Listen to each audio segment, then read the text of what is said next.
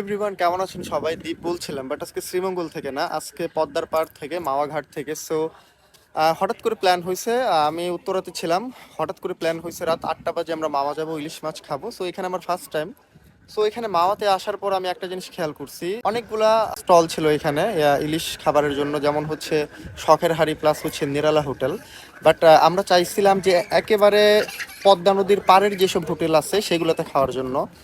আর আমি এখন চলে এসেছি পদ্মা নদীর পাড়ে, আমার পিছনেই হচ্ছে কিন্তু পদ্মা নদী। ওই যে ব্রিজটা হয়তো দেখা যাচ্ছে না অনেক দূরে, বাট পিছনে হচ্ছে পদ্মা নদী। আর এখানকার বাতাসটা অনেক ঠান্ডা, কারণ পিছনেই হচ্ছে পদ্মা নদী, সেজন্য আসলে বাতাসটা অনেক ঠান্ডা বইছে।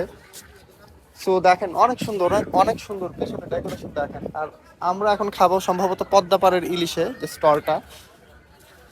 আর আমার ব্যাকগ্রাউন্ডটা এরকম, সবাই এখানে বসে বসে অর্ডার দিয়ে ইলিশ মাছ খাচ্ছে। সো আমার টার্গেট এটাই ছিল যে আমি একেবারে পদ্মার পাড়ের ইলিশ খাবো, মানে পিছনে থাকবে পদ্মা নদী আর আমি তার পাশের হোটেলগুলোতে খাবো, যাতে ফিলটা পাই।